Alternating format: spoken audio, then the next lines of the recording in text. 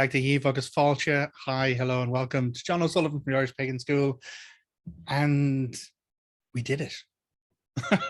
We did it. Today is the 31st of March in the year of 2022 and marks the last day of Laura and myself's 90-day challenge. We kind of, we've been working. Okay, hold on. Backstory. Both of us have been moving around pagan circles for many years. Laura a lot longer than me, and it's something that we found as we were growing that we were missing information, or that there was not easy access to information, and everything was a struggle and everything was difficult. And eventually, when you finally did get some information, you had to wade through a lot of contextualization or decolonization or misinformation in order to try and get down to or get to the core of what you're really looking for, like, you know, the elements of either lore, mythology, practice, ritual practice, spiritual behavior, energetic sensitivity, sensibility, personal sovereignty, whatever it actually was. It took a lot.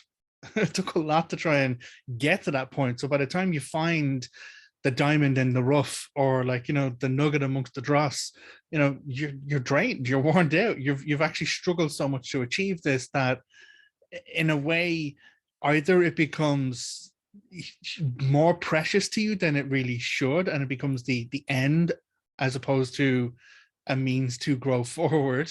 And then you end up stuck with that one piece of experience, or that one step along the journey of spiritual growth, because it took so much effort to get it in the first place. Or like you just stop. You can't find, and you realize that it's too much of a struggle, and sure, why should I bother? Because it took so much to try and find what I know already. Maybe I'll be good enough where I am, in which case you, and by you I also mean me, don't get brave enough. You aren't willing to put yourself forward towards your next step, because it's going to be change. It's going to be difficult. I don't like it. It's going to be hard work. So that's the backstory of myself and Laura. And so we decided that we needed to do something for ourselves as much as for other people around us. We didn't want anyone to have to hack their way through the spiritual underbrush the way we did, if we can just point them to the trail that we've already cut, you know, or point them to how to find trails that other people have actually cut, and how to assess what is the right trail for you, what is the right path, what is the bit that fits with you wherever you go. But then also to be aware that there is also a lot of undergrowth and a lot of underbrush in this spiritual wilderness. And so being able to kind of track sensibly and, you know, safely towards your own path towards spiritual growth has been the big drive for all of us, really. And so that's where the Irish Pagan School came from. It's like this commitment to try and have a place to give as much authentic resources as we could, and to kind of raise the voices of native experts and native speakers and native kind of practices through our platform. And so that this intent is that it will be easier for anyone who comes after us, really. It's not about, you know, building a tiered platform at the top. We don't want that. We're in no way trying to build ourselves above anyone else. What we're trying to do is say, hi, yeah, I actually bled in order to cut that bush down so that there's a pathway through there. You might not know, but if you want to follow that one, there's already a path. It can save you a bit of effort. It can save you a bit of energy. And that might make it easier. It might make it more possible for people to find the information that they need, to get the resources that help them engage their own spiritual growth, so that it doesn't cost them as much to do it, which means that they're more likely to go further. And our dream and our goal is that people will go further than we have gone, and push it further and carry it all forward as best they can in their own unique way. So that's what we've been doing. That's what we've been doing for years. And so at the start of 2022, because that's this year, we decided to set ourselves a bit of a challenge. You know, we needed to crack this YouTube thing, get over our own hesitations, Okay, by our, I mean me. Laura, really good, has already been in the YouTube world for a while and kind of engaged. We run like our publishing and our book work that we do. We have volunteers who help us with our social media spaces, but we're the admins there as well. You know, there's a lot of stuff that goes into the umbrella that is what we do. And though this has been a delight, this has been brilliant. It is time to make sure that we make room for the other things to try and get them moving on track as well, or to stop some of the other plates from wobbling, because it is, you know, that thing, it's like many plates, and you're running, spinning this one, you have to run over there and spin that one, and you're kind of managing all this kind of content, which is why we get to burnout circumstances, which is why Laura has taken a step back in this year, and which is why I'm teaching all the end of month classes over in the Irish Pagan School. So it's about balance, you know, and I've talked about it in all these videos. It's about this drive towards balance and trying to find and achieve balance. It's never going to be perfect, you know. There's no, in my experience so far, there's no true neutral space of balance. There's always going to be some forces, some pressures, some energies, relationships, whatever it is, that's pushing you outside of your center, because we are not just single insular creatures existing in a void. You know, we are a collective existing in a planet and a space, and we are influenced and we are touched on by everything else around us. But it's about being aware of how those forces put pressure on us to move in certain ways, and then realizing, do we swim with this current, or do we fight this current, or do we find a different way to get back towards that sense of balance and steadiness? Or, you know, stand up on the surfboard and be steady and balanced and just ride the wave anyway. I don't surf, but a lot of people out in Tramore, County Waterford, regular at the surf club. I'm envious of them, but not enough to get in the water on a cold spring morning as yet. Who knows? We never know. But yeah, so this has been great. This has been a really great experience for us, and the response has been fantastic. The connections and the community that we've found here has been brilliant. But as I've mentioned at the end in the other videos, that, you know, it's no longer 90 days. We're not going to be turning up daily anymore. We're going to be turning up weekly. There's going to be one video a week, one from me, one from Laura, and there's going to be another one over in the Irish Pagan School Patreon as well. So that might be week on, week off for me, depending, or it might be depending on what questions, or, like, you know, what we get asked, or what kind of community engagement we either see here on the videos or over in the Patreon. So this is where I need to do that thing. You know, that thing that all YouTubers do all of the time, and some of them have that as a spiel. They just fire it off at the start of the video or the end of the video. But I'm going to invite you, like, you know, slowly, methodically, to consider liking and subscribing. You know, whether you like it or not, actually, it's the subscribe. If you hit the subscribe button and the bell for notifications, then that means whenever the video drops from here on in, like one video from Laura, one video from me a week in YouTube, you'll be notified. You'll be told. You won't have to wait for it to loop around via the algorithms of something. You'll just pop up in your little notification panels at the top of your browser or on your phone or whatever it actually is. But if you don't hit the bell for notifications, you won't be informed. And again, I'm inviting you, but I have no expectation for you to do that either way. You know, this is a consenting circumstance. All I can do is offer the invitation. And if you want to, you will. If you don't, absolutely fine. Totally grand.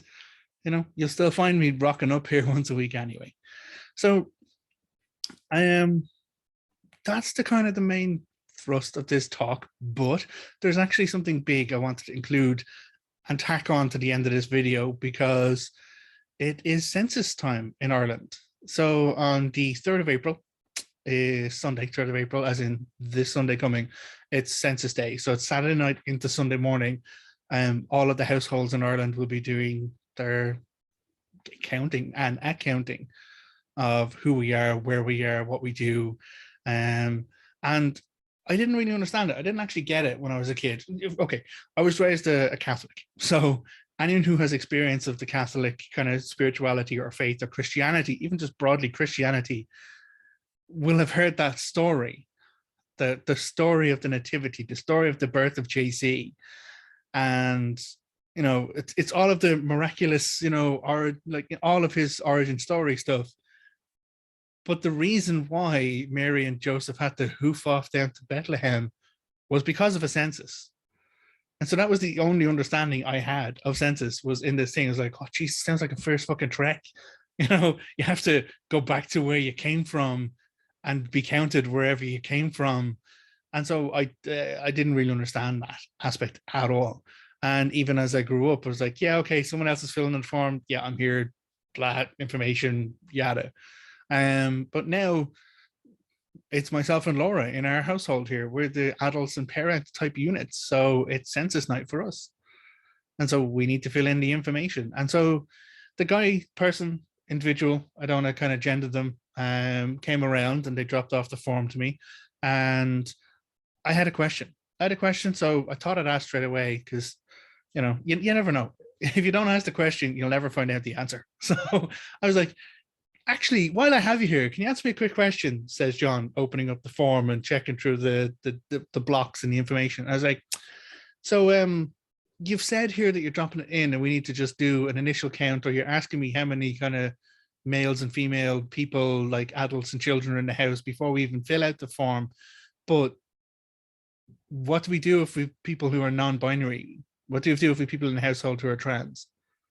Where on the form? Can you show me on the form where I can fill that in, please? And the person was like,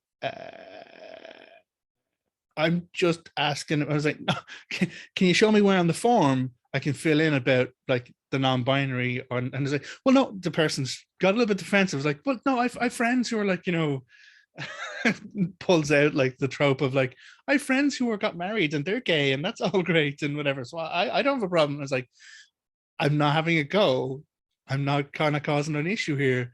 I just want to see where on this official document for the country of Ireland we can mark this very important piece of information that needs to be counted and considered.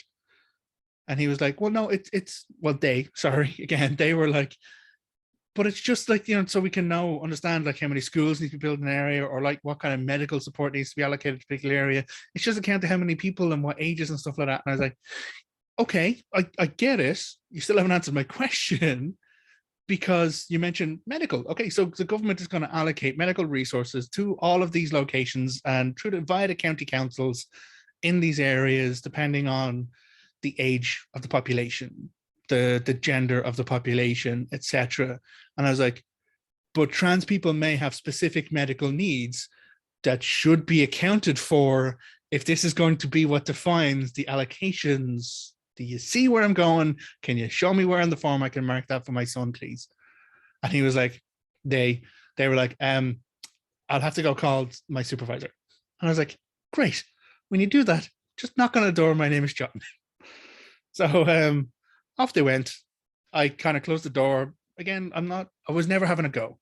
I wasn't kind of making it awkward, but I wasn't going to let the conversation go away.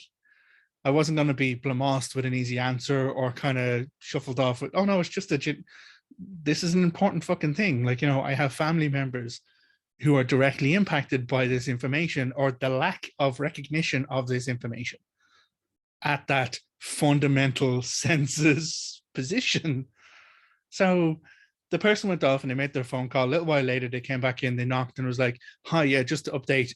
I asked the supervisor, and there is only male and female in the form. So just leave it blank. So the response on this official government document is leave it blank. Now, I didn't get a chance to kind of clarify further. He was like, that's the best I can do. I've passed on the information for you. I got to go drop off the other houses, and away they went. So I didn't get a chance to say, well, how will they not know it's a mistake? How will they not know that I just didn't forget to fill that piece of information in, and therefore invalidate part of my response and part of my census form because it's incomplete, because I was told by you to just not fill in a piece of information because there was no option to fill in the necessary pieces of information. It's frustrating for that person and the supervisor and everyone else involved as much as for me. But when something is fundamentally important as the allocation of finances for medical resources, the allocation of like support structures is being based and built and decided around this count and account of the population in our country, missing something as fundamentally basic as that from the form can have serious detrimental impact on people who are then not allocated within the form, or not acknowledged within this form. You end up having to like skew the information into, well, you know, on this particular Sunday, 3rd of April, the non-binary person identifies more as female, or the gender fluid person identifies more as male on this day, so we'll put it in as that. And this don't happen every year. They happen every 4 years, as far as I recall. And it's like, it's going to be quite a time before there is another census in Ireland. So will we have it by then? I don't know.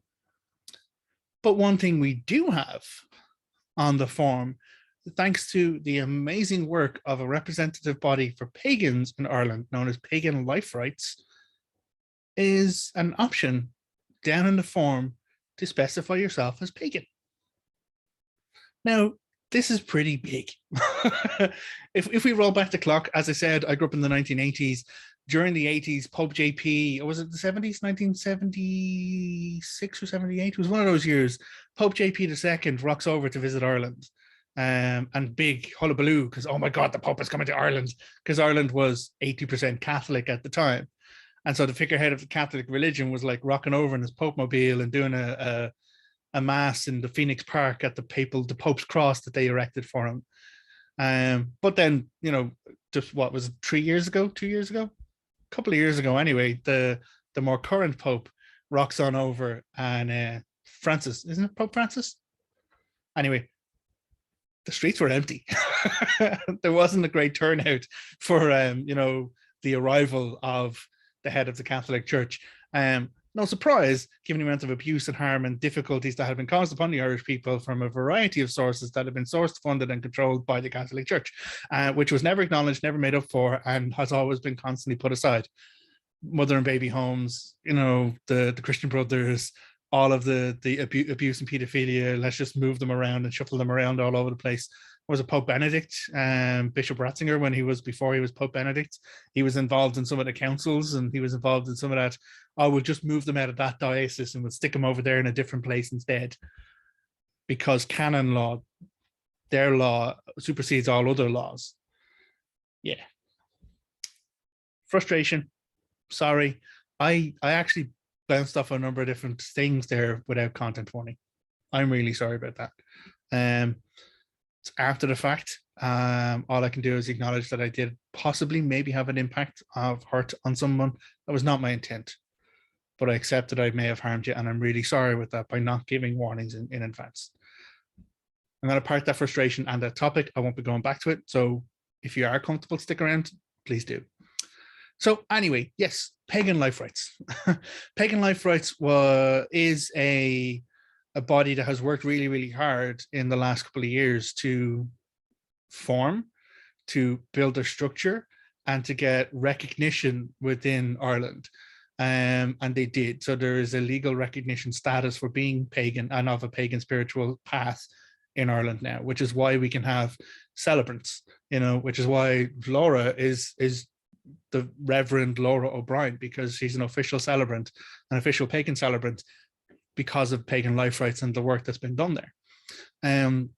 Another big win for Pagan Life Rites was hospital admission forms. You know, a big part of hospital admission forms, particularly for elderly people or people with serious injury or serious illness, is down the bottom, like marking, you know, your spiritual inclination. Yes, it actually appears on our medical forms. You have to click if you are Christian and, like, you know, or not, or atheist, which invariably was then deemed the nod for like any hospital chaplain to come over and drop last rites on you or whatever. And so there were stories, horror stories, about people who had been always pagan, who had never been part of the Christian or Catholic Church, receiving non-consensual last rites. So fucking scary. So there's been a lot of work done, and so now hospital admission forms should include a tick box at the bottom to, you know, mark that you're pagan. That is your spiritual practice and spiritual belief. again, the sooner we can like separate church and state here in Ireland, the better. In my mind, the sooner we can get a bit more secular around things like medical care, the better, in my mind. But the way we're going to do that is by providing more information. And what is it that provides the most amount of information on a regular basis to the government and the county councils? Come on, you know what I'm going to say? The census. Of course, it's the census. So this year, for the first time, 2022, Pagan Life Rites, the groups and the organizing body have kind of been reaching out to all pagan individuals in the country that they know and kind of asking them to pass on information like this, which is why I'm doing this video, to advise anyone who identifies as pagan to mark it on the census form. Now, let's be clear here, like pagan is an umbrella term. Pagan is just this broad like category term that means that someone is not part of the main 5 religions in the world. You know, you could be any form of pagan expression. You could be an Irish pagan who follows the Irish pantheon. You could be a Druid pagan who follows, like, you know, animism and Druidic practices. You could be like, you know, a Norse pagan. You could be an Egyptian pagan. There are many different forms of pagan expression. There are many different forms of spiritual beliefs, dogmas, etc. I've talked about that in all the videos. But the overarching way of identifying them as a collective group is pagan. So the intent and the purpose and the hope is that anyone who identifies himself as pagan in Ireland on the 2nd of April, 2 days from now, will mark it on the census form. This means that when all of the information is gathered together about our country, about our age, about our genders, spectrums, or blank boxes, I'm still a bit salty about it, you can probably guess, there will be a total number, a collected number of people who identify as pagan in Ireland. Now, as I mentioned, you know, Catholic Ireland on the run up to both the Marriage Equality Act that would allow kind of, you know, marriage, you know, or marriage recognition or union recognition between same-sex people, and all of the rest of that stuff that went with it. But then also the repealing of the 8th Amendment and the medical care for people who have wombs and concerns about conception. With all of that being done in the last few years, and all of the scandal and all the harm and the difficulty that I had mentioned, which I won't go into again because I don't want to upset or hurt anyone intentionally, the Ireland is no longer 80% Catholic. In fact, there was actually information sent over about the loss of Catholicism, like, you know, the fall of like Christianity and Catholicism in Ireland. And I personally had a face-to-face conversational run-in with hardcore evangelical Christians from America coming into Ireland to save us, to save us from our loss of faith and our loss of belief. And it's like, seriously, really, you're going to come over here and talk to us about, like, you know, this organization, like this church organization, which has sanctioned a whole lot of harm. Anyway, not going to get back to that. But the purpose of all of this and the call out that I'm asking for, if you are someone in Ireland who happens to be watching this before the 3rd of April, 2022, I know it's only 2 days, which is why I'm being, you know, call to action like now, and you identify as pagan in Ireland, identify as pagan on a census form, mark it, put it in on a census form. Now, if you can safely, because this is one thing I want to say and acknowledge, you know, if you can put on the form, please do put it on the form, because it is that measurement of volume which can have a move or a change or an impact towards our future. But if you're someone who is pagan identifying within a household where, you know, you are not safe to acknowledge your spirituality, or it's not accepted for you to differ or deviate from the standard spiritual beliefs of Catholicism or Christianity in Ireland, don't put yourself at risk. Okay? Don't put yourself, like, you know, do it if you can, but don't put yourself at risk. That's the only way to really say it. But those who have the opportunity, those who are in a position to do it, don't put down Irish pagan, don't put down, like, you know, dag the guy or whatever, just put down pagan, because whatever flavor or brand or, you know, type of of your spiritual expression, whatever path or journey of your own spiritual expression you follow, the only way we're going to have a greater recognition that there are multiple other spiritual expressions is if there is some impactful figure that can turn up from a recognizable place like the Central Statistics Office, which is the body that hosts and manages the census. So why should you do it? Because it'll help with the changing for everyone. Much like myself and Laura set up the Irish Pagan School to break a path through the spiritual wilderness out here and hopefully provide a safe place for people to follow their own spiritual journey through our footsteps if they want to, or learn how to track and find their own path in the wilderness. This is the same thing. It's the same intent, the same energy that you can put toward this by identifying in that way on the documents. Then there's that recognition, there's that build to make it easier for the next people coming after us, to who hopefully won't have it as tough as we may have had it on the journey of our own spiritual growth, the recognition of our spiritual practice, and the acceptance of a variety of spiritual experiences and spiritual kind of pathways. So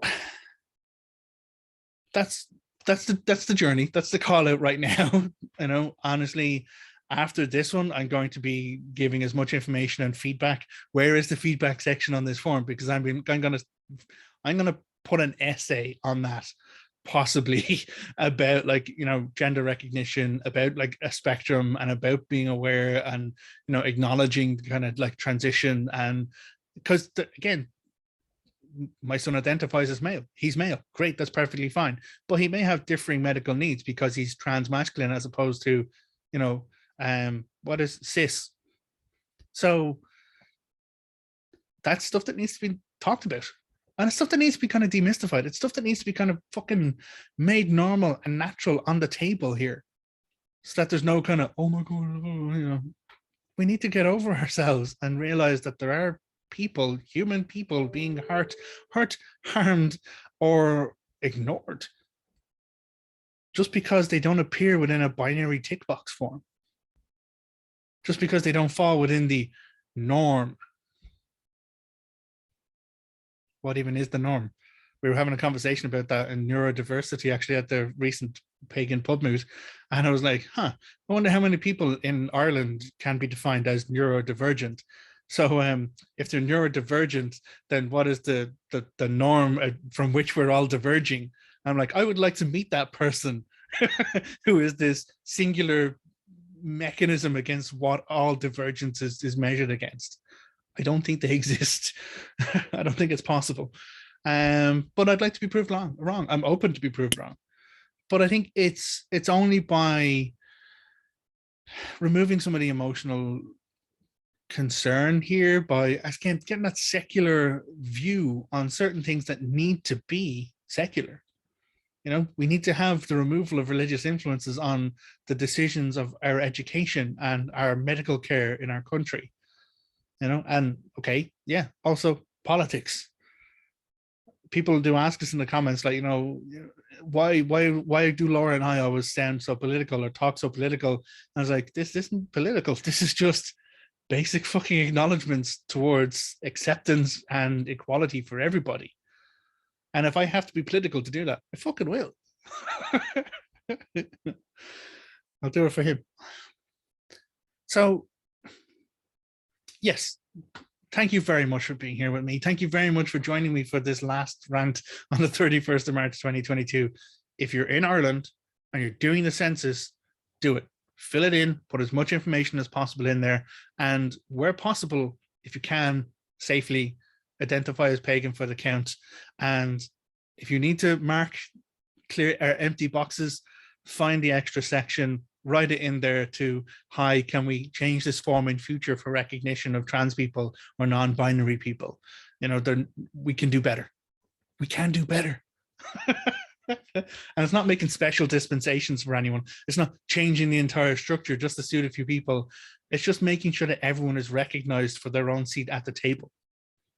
Because everyone deserves a seat at the table. Everyone deserves to have their voice heard, which is the whole purpose of this, you know, having politics and representation and countries, nations, etc. Anyway, I've ranted, I've rambled. You've heard me. Hopefully, you may hopefully stuck around for this one. And wherever you happen to be, if it's not if you're not in Ireland, the census part might not apply to you, but maybe some of the perspectives do.